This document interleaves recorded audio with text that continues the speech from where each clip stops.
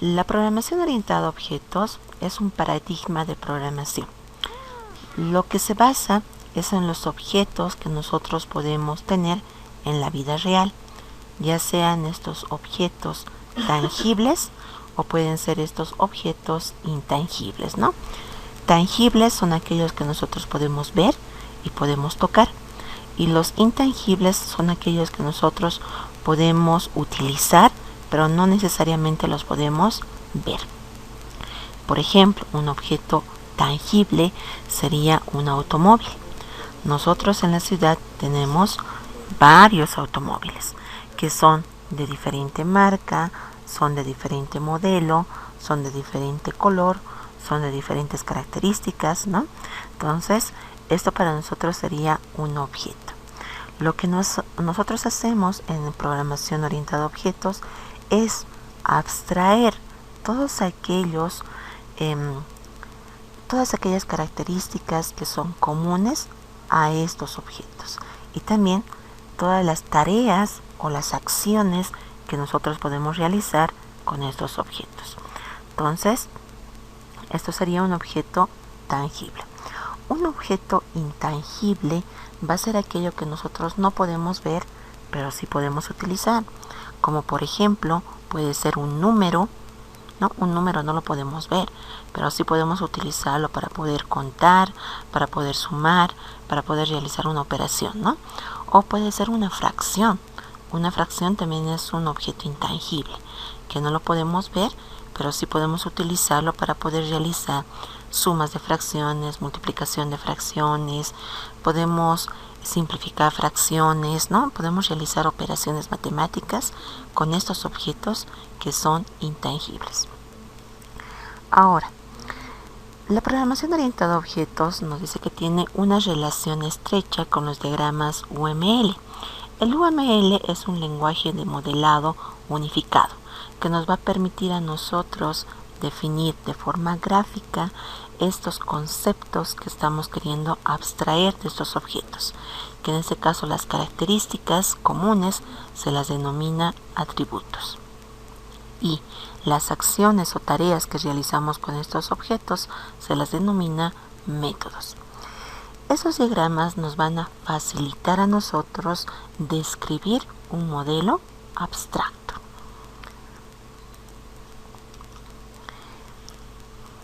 Estaremos con nuestro ejemplo del automóvil, ¿no? Yo tengo aquí, como les dije, varios automóviles y cuando yo me enfoco en uno de estos automóviles específicamente, se lo va a denominar unidad atómica. Esta unidad atómica va a representar a un objeto en específico, que va a tener datos también que son específicos del automóvil. A estos objetos específicos se los denomina instancia. Entonces nosotros cuando creamos un objeto vamos a instanciar, ¿no? De ahí viene el denominativo de instancia. Cuando creamos este objeto internamente en memoria reservamos un espacio donde está dividido en dos secciones. La primera parte va a estar los atributos, que son las características comunes, y la segunda parte van a estar los métodos. Los métodos van a ser las acciones que nosotros podemos realizar con ese objeto.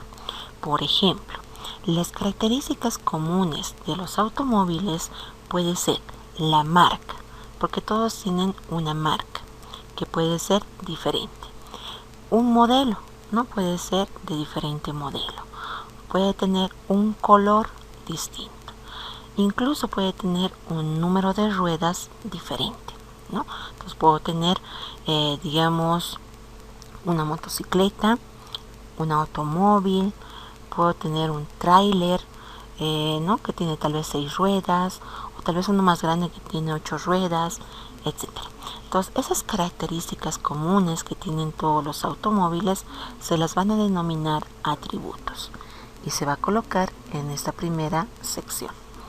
La segunda parte, que son lo que yo puedo realizar con el objeto, se la denomina métodos, Estos métodos son también las acciones comunes que yo puedo realizar con el automóvil. Ahora, ¿qué puedo hacer con un automóvil? Puedo encender el automóvil, puedo apagar el automóvil, puedo cambiar de caja del automóvil, puedo girar hacia la derecha o hacia la izquierda, puedo frenar el automóvil, ¿no? Entonces, todas estas acciones que van a ser realizadas por el objeto se las denomina métodos. Estos métodos se los coloca en la segunda sección. Cuando nosotros abstraemos estas dos características, tanto los atributos como los métodos, se la denomina que estamos abstrayendo en una clase. ¿Ya? Entonces, todo esto se lo denomina clase. Esta clase va a tener un identificador que va a ser su nombre. En este caso puedo colocar en la parte de arriba la clase automóvil. Entonces, todos estos son automóviles y de ellos estamos abstrayendo estas dos cosas, sus características y sus métodos. Ahora, me dice, una clase va a ser una descripción de un conjunto de objetos que son similares. Entonces yo no puedo comparar objetos de diferente clase, ¿no? Si por ejemplo yo quiero abstraer la clase celular, entonces tengo que enfocarme en todos los celulares, ya sean estos, puede ser digamos un celular analógico, puede ser uno digital, puede ser uno que tenga el teclado visible, puede ser uno de los smartphones que ahora no tenemos teclado visible, ¿no? Entonces me tengo que enfocar en todos los tipos de celulares que yo puedo tener. Entonces tienen que ser todos de características similares. También me dice, las clases son el elemento fundamental de los programas en Java. Se van a componer de dos partes que van a ser los atributos, que son las características comunes, y los métodos, que son las acciones que yo puedo realizar con estos objetos. Ahora, ¿qué es un objeto? Un objeto es una entidad física, puede ser cuando yo lo puedo ver, como ser un teléfono, un interruptor, puede ser una persona, un cliente, o puede ser una entidad abstracta, como ser un número, una fecha, una ecuación matemática, un polinomio, una fracción, ¿no? Es algo que no puedo ver. Estos objetos se van a crear por instanciación, ¿no? La unidad atómica de estos objetos se la denomina instancia. Y cuando yo defino un objeto, estoy instanciando el objeto para que se pueda reservar internamente en memoria las dos partes de este objeto, sus atributos y sus métodos. Los objetos que son de clases que son comunes van a compartir esas características, por eso se las agrupa por clases. Dentro de programación orientada a objetos nosotros tenemos 4 pilares. Estos 4 pilares para nosotros nos van a permitir simplificar y también definir de mejor manera la funcionalidad del código. Los pilares son la abstracción, el encapsulamiento, la herencia y el polimorfismo. El día de hoy vamos a ver dos de los conceptos que son abstracción y encapsulamiento, y después ya vamos a ir viendo los otros dos conceptos de herencia y polimorfismo. Veremos nuestro primer pilar. El primer pilar, que es la abstracción, me dice que para abstraer nos tenemos que centrar en obtener los atributos y comportamientos comunes de un objeto, tangible o intangible. Entonces voy a tener aquí dos casos. En este caso nos estamos concentrando en una mascota que va a ser un gato. Y se está abstrayendo de dos formas diferentes, ¿no? La abstracción mucho depende del enfoque que tiene la persona que quiere abstraer estos datos. En este caso, por ejemplo, aquí tenemos un veterinario que al momento de ver al gato o a la mascota se va a concentrar en toda la parte anatómica que tiene el gato, ¿no?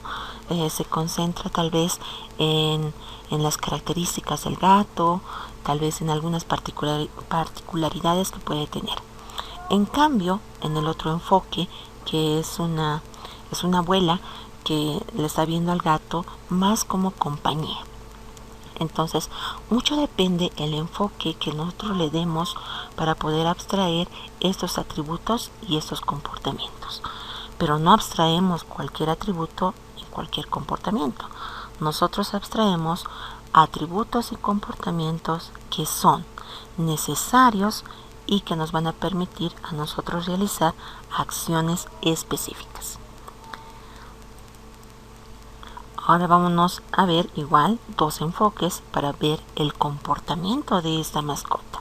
Entonces igual tenemos nosotros aquí dos enfoques en el cual la persona que está al lado derecho se enfoca más en la facilidad que tiene esta mascota de poder atrapar a los roedores, ¿no? A los ratones. En cambio, la otra persona se concentra más en la forma de comportamiento que puede tener, tal vez de ser más cariñoso, juguetón, el gato. Entonces también vamos a recalcar que tanto los atributos como los comportamientos que nosotros podamos abstraer de estos objetos tienen que ser relevantes para la programación que nosotros estamos realizando. Ahora vamos a ver la representación. La abstracción de un conjunto de objetos que van a ser similares van a estar representados mediante una clase. Esta clase va a ser un rectángulo, ¿no? Que ya lo vimos más antes, que va a estar constituido por atributos y por métodos. Entonces yo voy a tener en la parte inicial el nombre de la clase. Sabemos que el nombre de la clase siempre inicializa con mayúscula. Y si es un nombre compuesto, pues va a estar la primera mayúscula y la segunda palabra también tiene que inicializar con mayúscula. Los atributos van a estar definidos en esta sección donde yo voy a colocar el nombre del atributo y también voy a colocar el tipo de dato que va a contener este atributo. En la segunda parte van a estar los métodos donde yo voy a describir cuál es el método y qué parámetros va a tener este método, ya sea de entrada o también puedo tener parámetro de salida, ¿no? Entonces defino en esta sección esos datos, cómo se llama el método, qué parámetros tiene de entrada y tal vez si tengo un retorno, qué tipo de salida va a ser este retorno. Aquí por ejemplo nos estamos haciendo al ejemplo anterior donde teníamos un gato. Este gato para nosotros tiene diferentes características, pero las más relevantes que nosotros podemos obtener del mismo es tal vez la raza, a qué raza pertenece, cuál es el color de su pelaje y cuál es el peso que tiene, ¿no? El peso, por ejemplo, puede ser algo bastante significativo para un veterinario, porque mucho depende del peso que tenga el gato, tal vez de la dosis que le tiene que colocar de una determinada inyección, vitamina, ¿no? Etcétera. Ahora, las características que va a tener el comportamiento que vamos a tener del gato va a ser, puede comer, puede cazar y puede maullar, ¿no? Entonces ya estamos aquí abstrayendo, pero ¿de dónde hemos abstraído esta clase? Nos hemos enfocado en diferentes tipos de objetos que van a pertenecer a esta clase. En este caso yo tengo aquí 3 gatos, los 3 pertenecen a diferentes razas, tienen diferente color y tienen diferentes características, pero cada uno de ellos van a ser una unidad atómica que se le va a denominar instancia.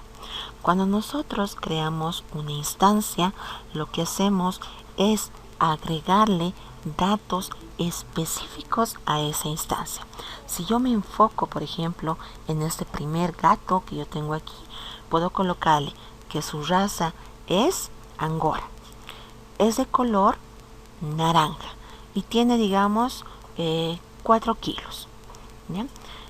Esos van a ser sus atributos propios de esta instancia.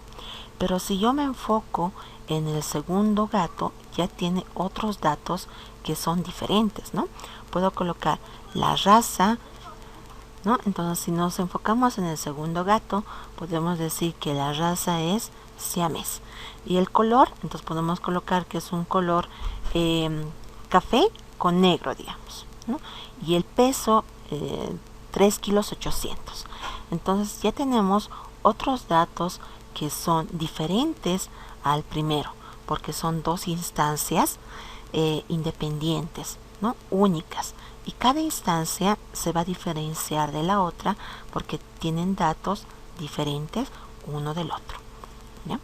Entonces, una vez que nosotros instanciamos, estamos reservando en memoria un espacio donde nos va a permitir a nosotros almacenar esos datos específicos de esa instancia.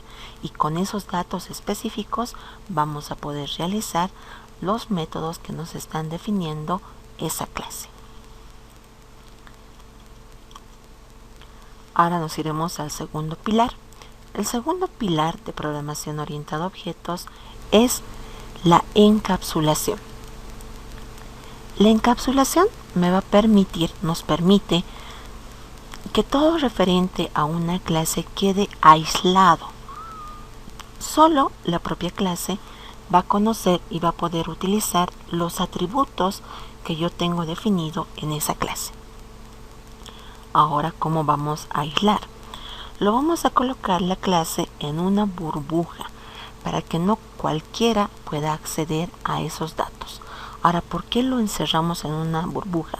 Lo encapsulamos para que no todos tengan el acceso directo a poder modificar la información. Sabemos que la información para una empresa es primordial y esta información tiene que estar resguardada para que no todos puedan tener acceso y puedan modificar y puedan incluso causar daño económico a la empresa, ¿no? Entonces la información es primordial para la empresa. Entonces, para resguardar nosotros encapsulamos esa información y para encapsularlo vamos a definir cada uno de estos atributos de tipo privado. Eso quiere decir que no van a poder acceder directamente al atributo. Van a acceder de nuestro get y set, mediante nuestro getter y nuestro setter. Para recordar, ¿no? ¿Para qué es un método get? El método get nos va a permitir obtener el valor de un determinado atributo. Y el método set nos va a permitir adicionarle un dato a ese atributo. Entonces, mediante los getter y setter van a poder ellos interactuar, pero no directamente al atributo. Entonces, vamos a colocar, aparte de los atributos, los métodos tienen que ser públicos para que puedan ser accedidos. Entonces, cuando nosotros encapsulamos, simplemente nos van a mostrar los elementos con los cuales nosotros podemos interactuar. ¿Ya? Nosotros vamos a poder interactuar mediante los métodos que son públicos. Y para poder acceder o saber cuál es el valor de un atributo, pues lo vamos a realizar mediante los métodos get y los métodos set. Entonces aquí nos dice, yo voy a tener esta clase. Para poderlo encapsular voy a definir de tipo privado estos atributos y los métodos que tengo aquí lo tengo que definir de tipo público. Entonces cualquier usuario que está fuera de esta clase va a poder acceder a los métodos públicos. Y si quiere acceder a los atributos, voy a darle dos métodos, el método get y el método set, para que pueda interactuar, para poder ver el valor o poder asignarle un valor. Ahora veremos un ejemplo. Entonces, antes de irnos al ejemplo que estaba definido, nos iremos primero a abstraer cuáles son los atributos y los métodos que yo puedo sacar de esta clase que lo vamos a denominar celular. ¿Ya? Entonces ya tenemos aquí 3 teléfonos celulares. Aquí vamos a colocar que la clase se la va a denominar celular. Esto va a ser la clase. Lo pondremos con mayúscula la primera. Aquí vamos a colocar los atributos. ¿Cuáles serían los atributos de estos celulares? ¿Qué tendrían en común?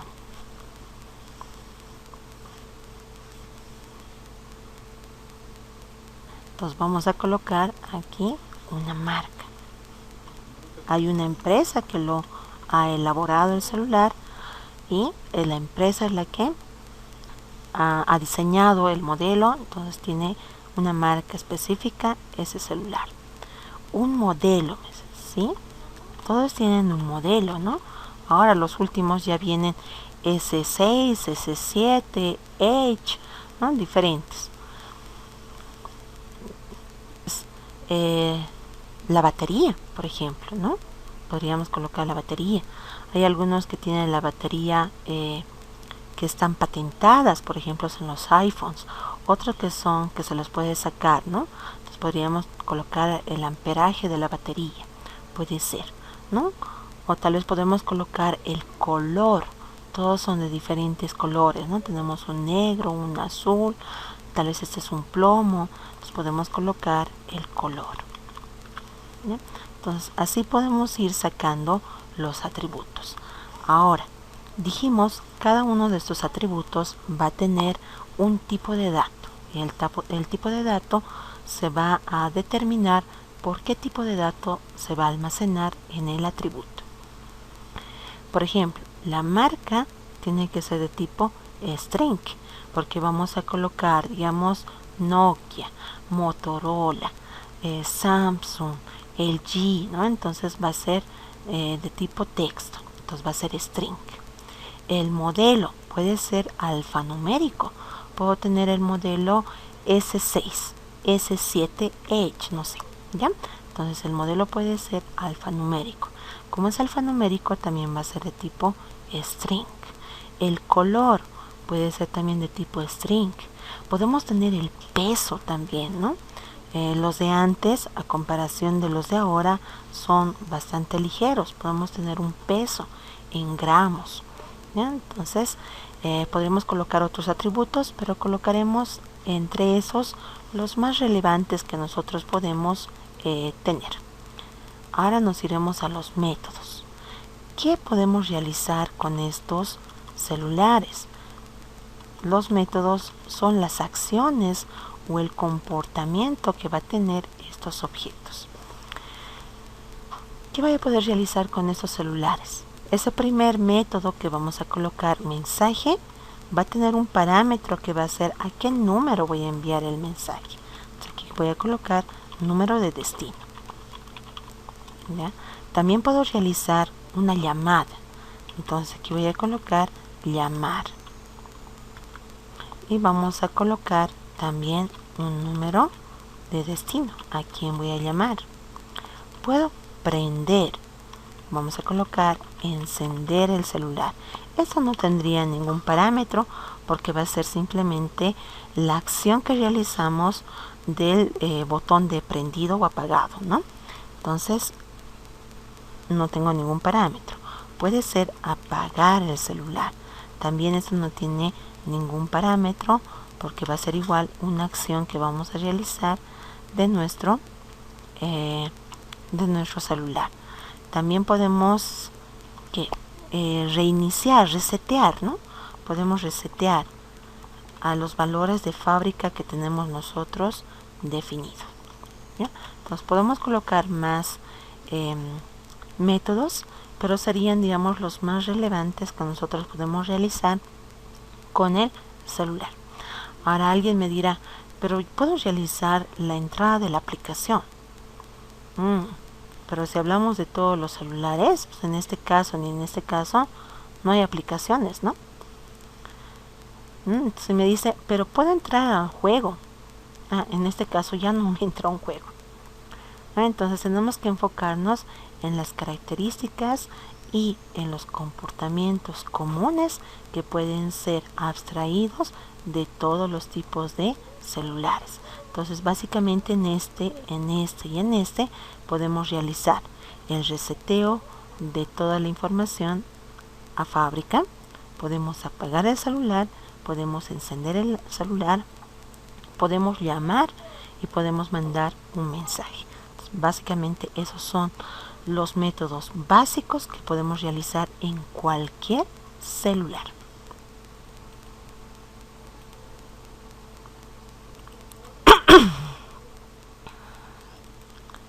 En la clase fracción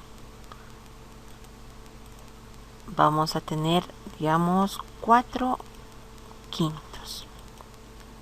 Voy a tener aquí otra fracción. Voy a colocar ahora 7 tercios. Y vamos a colocar una más que va a ser 14 octavos. Ya. Tengo ahí 3 fracciones. Lo que quiero es abstraer los atributos y los métodos de esta clase que la vamos a denominar la clase fracción. Esto es un objeto intangible porque no lo podemos ver. Veremos aquí los atributos. ¿De qué está compuesto una fracción?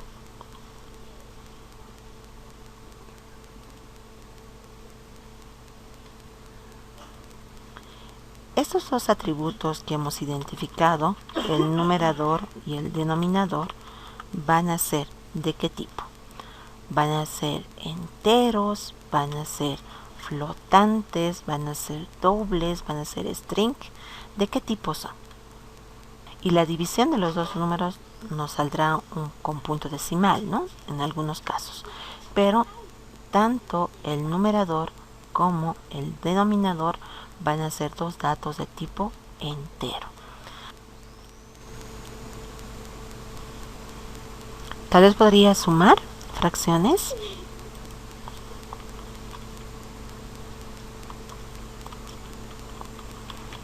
¿No? Puedo sumar fracciones.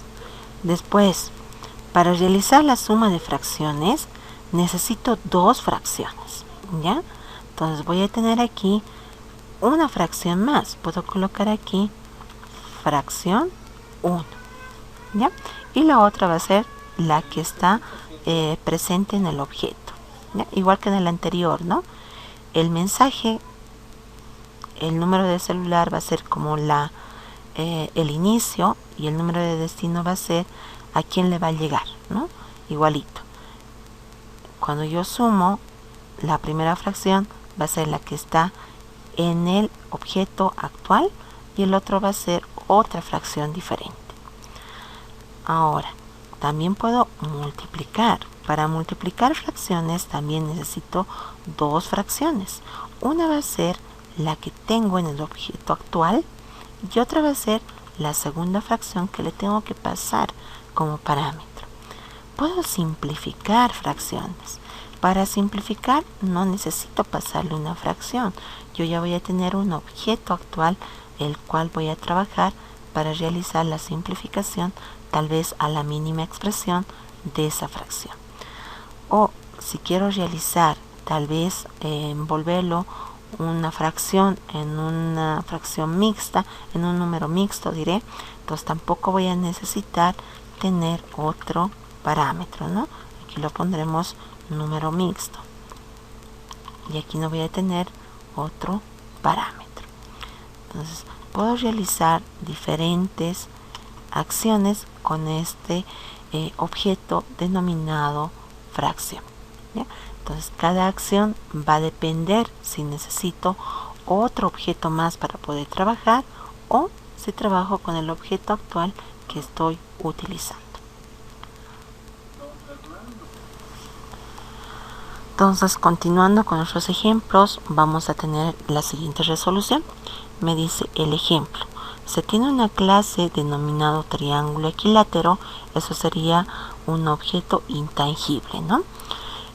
Nos está pidiendo abstraer los datos de ese triángulo equilátero y con los mismos vamos a encontrar el área y el perímetro. Para poder abstraer la clase en un diagrama, vamos a utilizar nosotros una herramienta denominada Power Designer.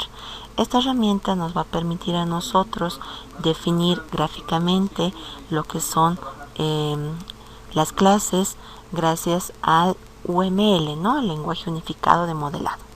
Yo voy a tener aquí un triángulo equilátero donde vamos a determinar cuáles son los atributos.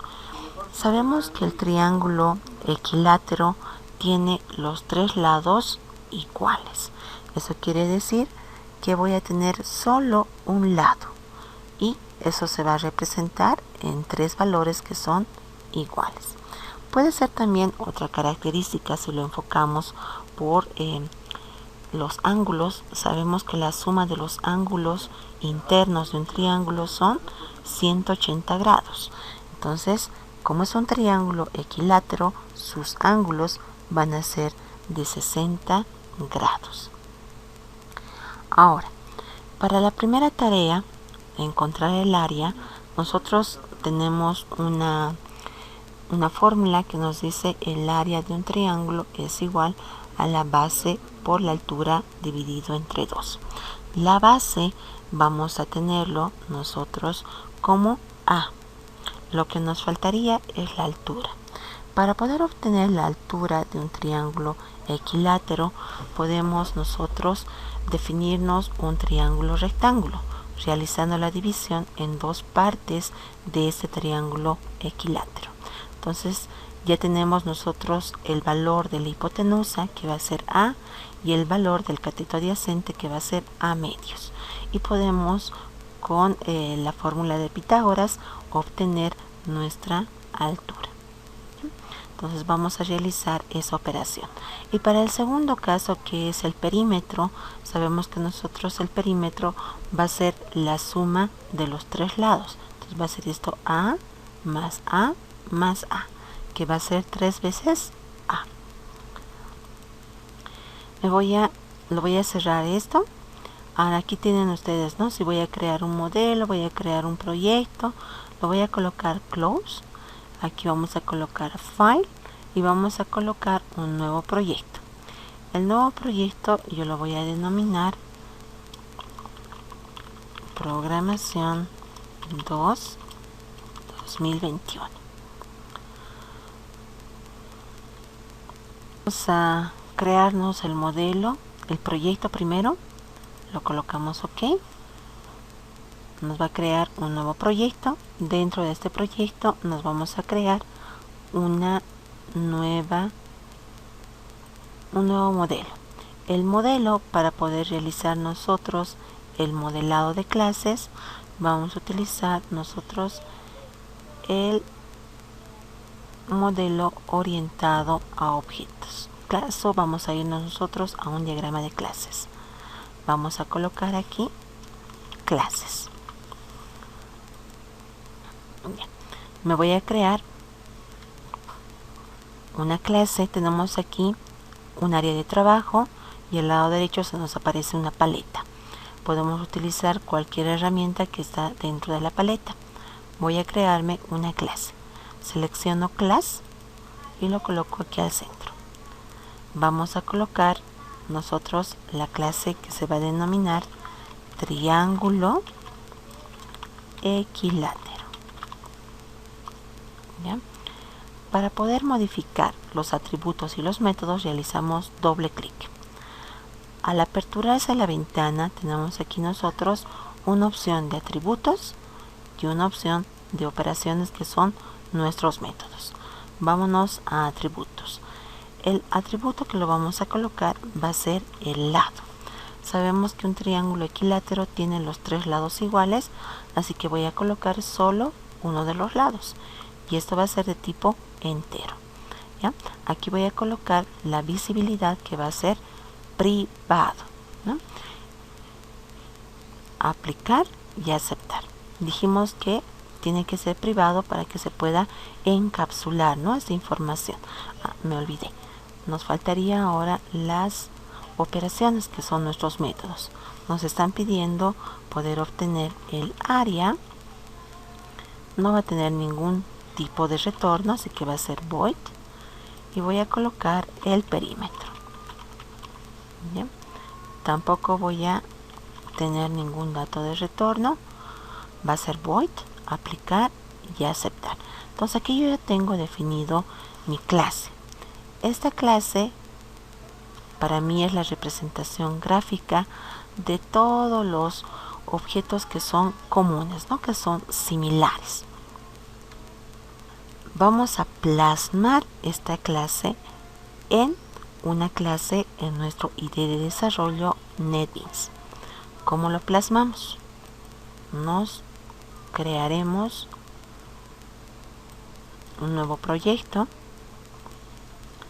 Vamos a crearnos una clase. ¿Dónde estamos? Aquí estamos. Pero nos crearemos primero un paquete que lo vamos a denominar clases. Y nos vamos a ir a crear nuestro triángulo equilátero. Vamos a colocar una descripción.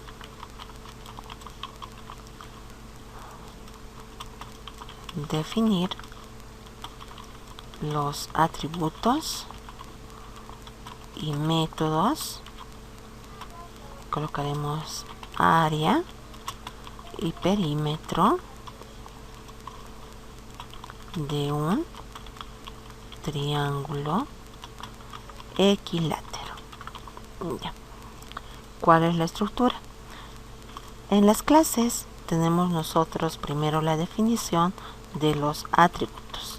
De ahí viene la definición de los o el constructor. Después vienen los métodos. Y después vienen los métodos getter y setter. Esa es la forma en la que definimos. Nosotros hemos definido un atributo. El atributo nosotros lo hemos denominado lado. Este atributo va a ser de tipo entero. Y dijimos que para que esté encapsulado vamos a colocar el atributo de tipo privado. Pues vamos a colocar la definición. Lo coloco.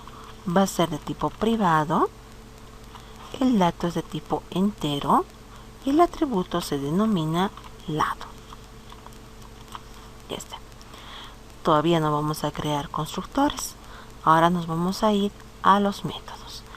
Los métodos son las acciones que yo voy a realizar. En este caso nosotros hemos puesto dos métodos para poder calcular el área y también poder calcular el perímetro de ese triángulo equilátero. Primero nos iremos al perímetro, que es más sencillo, ¿no? Entonces aquí voy a colocar, va a ser público, no va a retornar nada, voy a colocar void, después se va a denominar perímetro nuestro método. El perímetro está definido por la suma de los tres lados del triángulo. Entonces vamos a tener aquí nosotros una variable que la vamos a denominar de tipo entero, perímetro.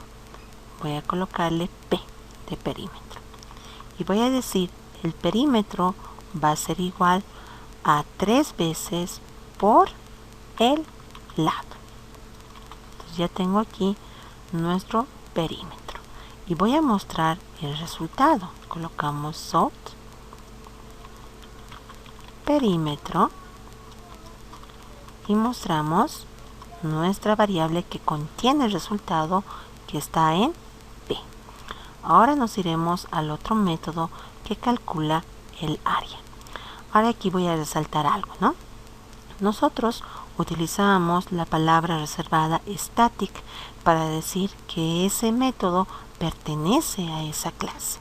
En este caso estamos obviando ya la palabra static porque vamos a instanciar objetos para poder acceder a estos métodos y también poder acceder a estos atributos, ¿no? Nos iremos entonces al segundo. Voy a colocar público, vamos a colocar void porque no va a retornar nada y el otro método se va a denominar área. Ahora calcularemos el área. El área de este triángulo, vamos a colocar el lado elevado al cuadrado por raíz de 3 entre 4. ¿Sí? Si por ejemplo yo tengo este triángulo equilátero que es del lado 2, voy a reemplazar el lado, va a ser 2, eso elevado al cuadrado por raíz cuadrada de 3 entre 4. 2 elevado al cuadrado va a ser 4, 4 entre 4 se va y me va a quedar raíz cuadrada de 3. Entonces vamos a utilizar esta fórmula que nos está definiendo cuál es el área de este triángulo equilátero. Entonces vamos a colocar el área, aquí nos dice, vamos a crearnos, eso nos puede dar con punto decimal. Entonces voy a definirme una variable a para el área que va a ser igual. El lado dice elevado al cuadrado. Entonces tengo aquí el lado elevado al cuadrado. Para poderlo elevar al cuadrado vamos a utilizar nosotros nuestro método POW. Voy a colocar el lado, que nosotros se denomina así, nuestro atributo, va a estar elevado a la potencia 2. Esto voy a multiplicarlo, dice, por raíz de 3, la raíz cuadrada de 3. Entonces vamos a realizar la raíz cuadrada de 3. Para poder sacar la raíz cuadrada de 3, nosotros utilizamos nuestro método SQRT y le vamos a decir que nos saque la raíz cuadrada de 3. Esto lo voy a asociar, ¿ya? Y lo vamos a dividir entre 4, ¿no? Nos está diciendo que lo dividamos entre 4. Entonces aquí voy a dividir entre 4. Listo. Y voy a mostrar nuestro resultado, que va a estar en la variable a. Listo. Con eso entonces ya hemos calculado el perímetro y hemos sacado el área. Después, los métodos getter y setter son aquellos que me van a permitir a mí poder asignarle un dato a nuestro atributo y poder obtener el valor que tiene ese atributo. ¿Cómo sacamos los getter y setter? Vámonos a la parte inferior, realizamos clic derecho, insertar código, colocamos getter and setter. Aquí me van a aparecer todos los atributos. Voy a marcar lado, que es el único atributo que tengo en la clase, y vamos a generar. Aquí yo tengo su método get y su método set de nuestro atributo lado. Ahora sí nos realizaremos nuestra clase principal.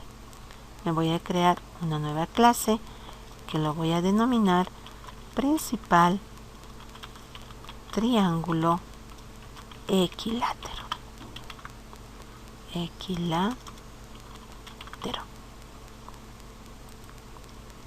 Ahora me voy a instanciar un objeto.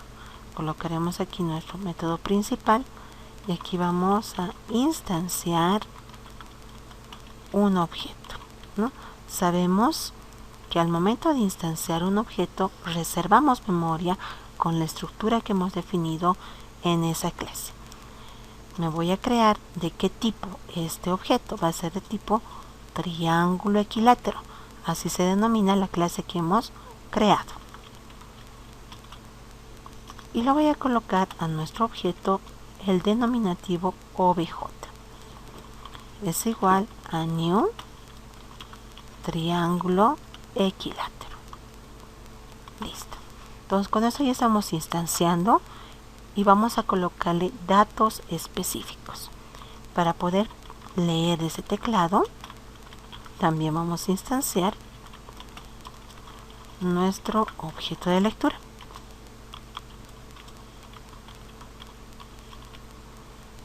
Vamos a importar y voy a solicitar, ¿no? Digite el lado del triángulo equilátero. Ahora, ¿cómo lo voy a colocar? A nuestro objeto, que se denomina obj, punto, le voy a agregar. Para poder agregarle